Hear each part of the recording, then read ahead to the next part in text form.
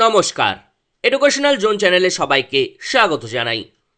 আজকে আমরা যে টপিকটি নিয়ে আলোচনা করব সেই টপিকটি হচ্ছে তপশিলি জাতি এসসি এবং তপশিলি উপজাতি এসটি এদের শিক্ষার উন্নয়নে 1986 জাতীয় শিক্ষানীতিতে যেসব গুরুত্বপূর্ণ সুপারিশগুলো করেছিল সেই সুপারিশগুলো নিয়ে আজকে আমরা এই ভিডিওতে আলোচনা করব। আলোচনার শুরুতে আপনাদের কাছে একান্ত অনুরোধ, আমাদের ভিডিওটি অবশ্যই লাইক করবেন, শেয়ার করবেন, চ্যানেলটিকে সাবস্ক্রাইব করবেন। তাহলে চলুন শুরু করছি। তপশিলি জাতি মানে শিডিউল কাস্ট এবং তপশিলি উপজাতি মানে শিডিউল ট্রাইব। এসসি এবং এসটি সংক্ষেপে এরা কিন্তু পিছিয়ে পড়া জনজাতির মধ্যে পড়ে। আমাদের ভারতবর্ষ স্বাধীন হওয়ার পর থেকে ভারতবর্ষের প্রত্যেকটি ব্যক্তিকে শিক্ষিত করার জন্য বিভিন্ন ধরনের প্রয়াস করা হয়েছে বিভিন্ন কমিশনের মাধ্যমে। বিভিন্ন সময় বিভিন্ন কমিশন বিভিন্ন সুপারিশ করেছিল, তবুও সময়ের সঙ্গে সঙ্গে সেরকম কিন্তু আমাদের শিক্ষাক্ষেত্রে সব জায়গায় কিন্তু আমরা শিক্ষা পৌঁছে দিতে পারিনি, ভালো ফল কিন্তু পাইনি। সেজন্য 1986 সালের জাতীয় শিক্ষানীতিতে আবার পিছিয়ে পড়া জনজাতিদের শিক্ষার উন্নতির জন্য কিছু সুপারিশ করেছিল জাতীয় শিক্ষানীতি 1986। সেই যে সুপারিশগুলো সেই সুপারিশগুলো আমরা এক এক করে জানব। 1986 জাতীয় শিক্ষানীতির মূল বক্তব্য হলো শিক্ষার সকল স্তরের তপশিলি জাতি ও তপশিলি উপজাতি এবং অন্যান্য সকল জাতির মধ্যে কোনো পার্থক্য থাকবে না। এই প্রসঙ্গে এসসি এবং এসটিদের শিক্ষার উন্নয়নে কিছু কর্মসূচি গ্রহণ করা হয়। প্রথমে আমরা জানব তপশিলি জাতির শিক্ষা বা education of schedule caste. Schedule caste বা এসসিদের শিক্ষার উন্নয়নের জন্য কি কি করা হয়েছিল বা কি কি সুপারিশ করা হয়েছিল। বর্তমানে দেখলে আমরা সেরকম তফাৎ পাই না এসসিদের সঙ্গে, কিন্তু অনেক অনেক জায়গায় আছে যেখানে এসসি এবং বিশেষ করে এসটিদের শিক্ষার হার কিন্তু অনেক কম। 1 নাম্বার, 14 বছর পর্যন্ত ছেলেমেয়েদের যাতে নিয়মিত বিদ্যালয়ে পাঠানো হয় তার জন্য পরিবারগুলোকে উৎসাহ দান করতে হবে। পিছিয়ে পড়া জনজাতিদের আর্থিক অবস্থা কিন্তু খারাপ, তাদের ছেলেমেয়েদের ছোট বয়স থেকে কাজে লাগিয়ে দেয়। তার ফলে কি হয়, বিদ্যালয়ে তাদের কিন্তু উপস্থিতির হার কিন্তু কম থাকে। সেজন্য তাদের বোঝাতে হবে, মানে পরিবারকে বোঝাতে হবে, শিক্ষা গ্রহণ করে তারা ভবিষ্যতে আরও উন্নত হতে পারবে। 2 নাম্বার, ঝাড়ুদার এবং অন্যান্য নিম্ন শ্রেণীর কর্মরত পরিবারের শিশুদের প্রথম শ্রেণী থেকে উচ্চ শ্রেণী পর্যন্ত সকলের জন্য বৃত্তি প্রদানের ব্যবস্থা করতে হবে। আগেই বললাম পিছিয়ে পড়া জনজাতিদের আর্থিক অবস্থা কিন্তু খুবই খারাপ। সেজন্য তাদের শিক্ষায় অনুপ্রাণিত করার জন্য তারা যদি দেখে আমি শিক্ষা গ্রহণ করলে আমার কোনো খরচা হচ্ছে না, উল্টে আমি কিছু কিছু বৃত্তি পাচ্ছি, তাহলে কিন্তু সেই সব শিশুদের শিক্ষা গ্রহণ থেকে কিন্তু বঞ্চিত করবে না তার পরিবারের লোকজন। 3 নাম্বার, তপশিলি জাতিদের থেকে শিক্ষক নিয়োগের ব্যবস্থা করা। এসসি শুধু নয়, এসসি এসটি যারা পিছিয়ে পড়া জনজাতি আছে তাদের থেকে শিক্ষক নিয়োগ যদি আমরা করি, সেই শিক্ষকরা প্রথমত তপশিলি জাতি উপজাতিদের শিক্ষার্থীদের সমস্যাগুলো বুঝতে পারবে, কারণ সেই শিক্ষকও সেই সমস্যার সম্মুখীন হয়ে এসেছে। এবং তপশিলি জাতির শিক্ষার্থীরা যখন দেখবে যে না, আমাদের জাতি থেকেও শিক্ষক শিক্ষিকা হতে পারে বা অনেক উঁচুতে যেতে পারে, তাহলে তা দেখে কিন্তু তারাও কিন্তু অনুপ্রাণিত হবে এবং তারাও কিন্তু শিক্ষায় শিক্ষিত হতে চাবে। বলতে পারবে পরিবারকে, স্যার তো আমাদেরই লোক, সে স্যার টিচার হতে পেরেছে, তাহলে আমরাও হতে পারবো, তাহলে আমরাও শিক্ষা গ্রহণ করব। 4 নাম্বার, তপশিলি শিক্ষার্থীদের থাকার জন্য হোস্টেলের ব্যবস্থা করা।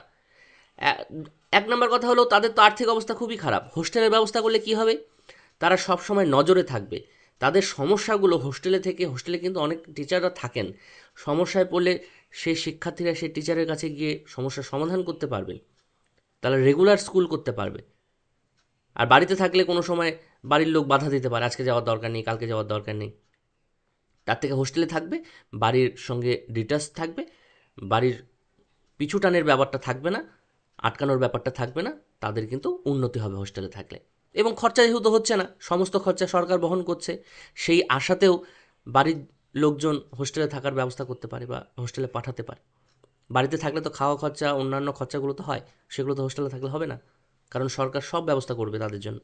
5 নাম্বার, এসসি শ্রেণীর মানুষদের সুবিধা মতো স্থানে বিদ্যালয়, শিশু অঙ্গন এবং বয়স্ক শিক্ষা সংস্থাগুলো প্রতিষ্ঠা করতে হবে। বিশেষ করে পিছিয়ে পড়া জনজাতি এবং এদের যে বাসস্থান থাকে অনেক কিন্তু প্রত্যন্ত এলাকায় থাকে, সেই প্রত্যন্ত এলাকায় বিদ্যালয়, শিশু অঙ্গনেরই, বয়স্ক শিক্ষা সংস্থার কিন্তু পরিমাণ কিন্তু তুলনামূলকভাবে অনেক কম থাকে। সেই জন্য সরকার সবার কাছে শিক্ষা পৌঁছে দেওয়ার জন্য কিন্তু তাদের সুবিধা মতো এবং নিকটতম স্থানে বিদ্যালয় এবং অন্যান্য শিক্ষা কেন্দ্রগুলো কিন্তু স্থাপন করার কথা বলা হচ্ছে। দূরে গিয়ে যদি টাকা খরচা করে যদি আমার শিক্ষা গ্রহণ করতে হয় তাহলে কিন্তু তারা শিক্ষা গ্রহণ করবে না। রাস্তা খারাপ, প্রত্যন্ত অঞ্চল, এক জায়গা থেকে আরেক জায়গায় যেতে অনেক সময় লাগে, মেয়েরা তো শিক্ষা গ্রহণই করবে না সেই সব জায়গায়। ছেলেরা তাও কষ্ট করে যদি একটু শিক্ষা গ্রহণ করেও মেয়েরা কিন্তু একদমই করবে না যদি স্কুলের ডিস্টেন্সটা অনেক বেশি থাকে, ভয় থাকে না, সেফটির ইস্যু থাকে। 6 নম্বর, ড্রপ আউট শিক্ষার্থীদের জন্য প্রথা বহির্ভূত শিক্ষা এবং বয়স্কদের জন্য বয়স্ক শিক্ষা ব্যবস্থা থাকবে। বয়স্কদের জন্য বয়স্ক শিক্ষা, এর আগে অন্যান্য ভিডিওতে বয়স্ক শিক্ষার ভিডিওতে বলেছি যে বয়স্ক শিক্ষা মানে এই নয় যে বয়স্ক, খুব বয়স্ক ব্যক্তিদের শিক্ষা, তা নয়, কিন্তু যারা নির্দিষ্ট সময়ের মধ্যে তাদের প্রথাগত শিক্ষা গ্রহণ করতে পারেনি, মূলত প্রাথমিক শিক্ষাটা গ্রহণ করতে পারেনি। প্রাথমিক শিক্ষার বয়স হচ্ছে 6 বছর থেকে 14 বছর বয়স। এই 6 থেকে 14 বছর বয়সে যারা শিক্ষা গ্রহণ করতে পারেনি বা বিদ্যালয়ে কোনোদিনও উপস্থিত হয়নি, তাদের শিক্ষার জন্য যে শিক্ষা ব্যবস্থা সেটা হচ্ছে বয়স্ক শিক্ষা। বয়স্ক শিক্ষার হলো বয়সের হলো বাইন্ডিংসটা হলো 15 বছর থেকে 35 বছর। মানে 15 বছর থেকে 35 বছরের ব্যক্তিরা যারা স্কুলে কোনোদিনও আসেনি, পৌঁছায়নি, তাদের জন্য যে শিক্ষা সেটাই হচ্ছে বয়স্ক শিক্ষা বা অ্যাডাল্ট এডুকেশন। আরেকটি সমস্যা আছে, বয়স্ক শিক্ষা যদি আমরা না দিই, বয়স্করা কি নর্মাল স্কুলে গিয়ে পড়াশোনা করতে পারবে? ছোটো ছোটো বাচ্চাদের সঙ্গে গিয়ে বসে পড়াশোনা করতে পারবে? করবে? লজ্জা থাকবে না? সেজন্য তারা কিন্তু সেখানে গ্রহণ করবে না। এবং ছোটো ছোটো শিশুদের যেভাবে আমরা শিক্ষা দিই, বড়দের তো ওইভাবে শিক্ষা দিয়ে লাভ নেই, টিচিং মেথডটা একই অ্যাপ্লাই করলে হবে না। সেজন্য কিন্তু আলাদাভাবে কিন্তু বয়স্ক শিক্ষা ব্যবস্থা কিন্তু করার কথা বলা হয়েছে। 7 নম্বর, এসসিদের শিক্ষার মান উন্নয়নে ক্ষুদ্র পরিকল্পনা প্রথা, তত্ত্বাবধান এবং নিয়মিত পরিদর্শনের ব্যবস্থা থাকতে হবে। 8 নম্বর, শিক্ষা ও চাকরির জন্য বিভিন্ন সংশোধনী কোর্সের ব্যবস্থা করতে হবে। তারাও যাতে চাকরি পায় সেজন্য বিভিন্ন সংশোধনী কোর্সের ব্যবস্থা করতে হবে।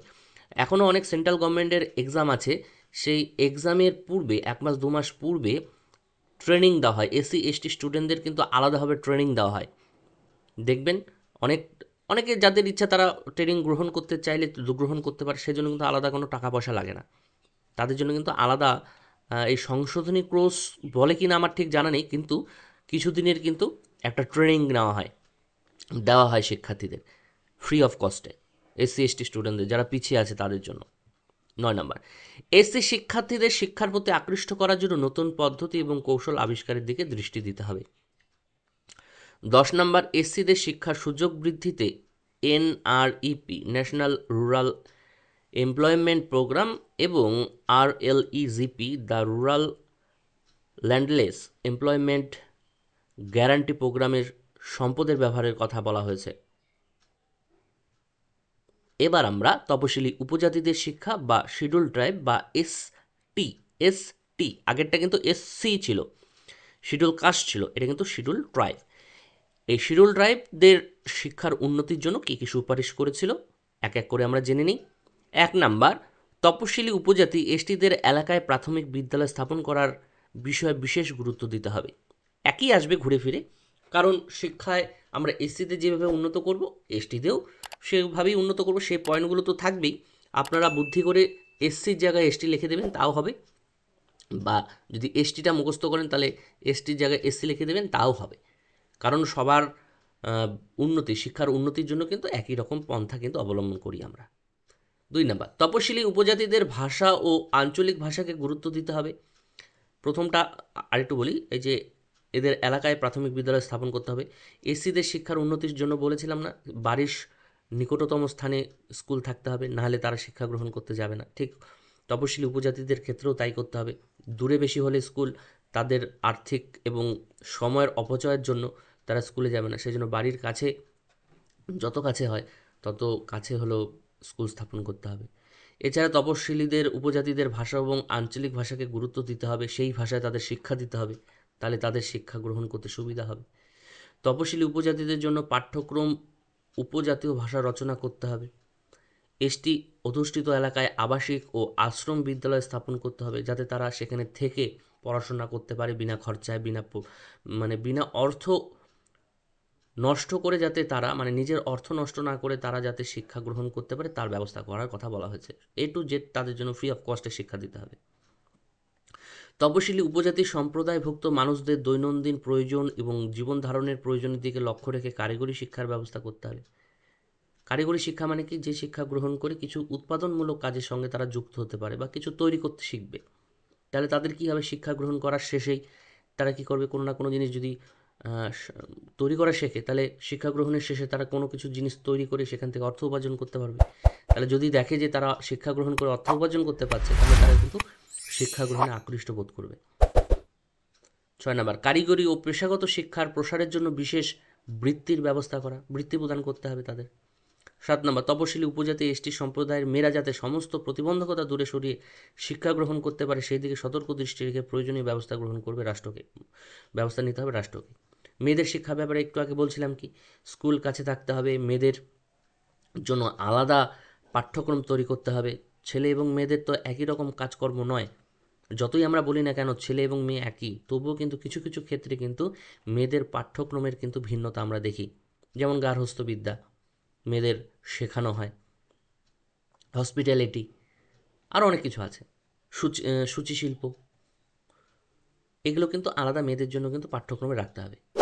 এবং দরকার পড়লে মেয়েদের শিক্ষায় আকৃষ্ট করার জন্য প্রচুর পরিমাণে বৃত্তি প্রদান করতে হবে। আমাদের এখন পশ্চিমবঙ্গে কন্যাশ্রী প্রকল্প আছে, কন্যাশ্রী প্রকল্পের জন্য কিন্তু অনেক ড্রপ আউট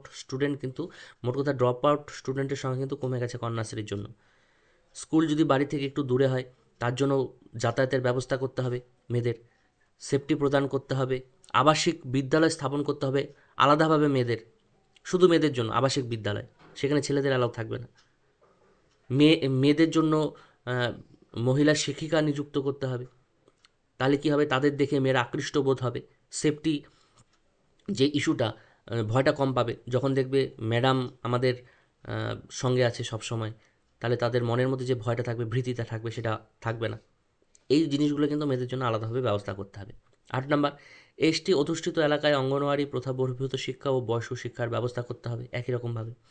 9 নম্বর, মেধাসম্পন্ন এসটি যুবকদের শিক্ষকতা করার উপযুক্ত করে গড়ে তুলতে হবে। যারা মেধাসম্পন্ন সেই সব শিক্ষার্থীরা যাতে শিক্ষকতার লাইনে যেতে পারে তার জন্য ট্রেনিং নেওয়া, বিভিন্ন ধরনের সংস্কারমূলক শিক্ষা দেওয়া, সব কিছু কিন্তু তাদের ব্যবস্থা করতে হবে। এসটিদের সম্প্রদায় থেকে যদি কোনো শিক্ষক বা শিক্ষিকা যদি তাদের সমাজে ফিরে আসে, তাহলে কিন্তু তাদের দেখেও কিন্তু তারা অনুপ্রাণিত হবে। এই সব ব্যবস্থাগুলো করতে হবে। আশা রাখছি ভিডিওটি আপনাদের ভালো লেগেছে। আপনাদের কাছে একান্ত অনুরোধ, ভিডিওটি অবশ্যই লাইক করবেন, শেয়ার করবেন, চ্যানেলটিকে সাবস্ক্রাইব করতে ভুলবেন না। সবাই ভালো থাকবেন, সুস্থ থাকবেন। বিদায় নিচ্ছি। সবাইকে অসংখ্য ধন্যবাদ।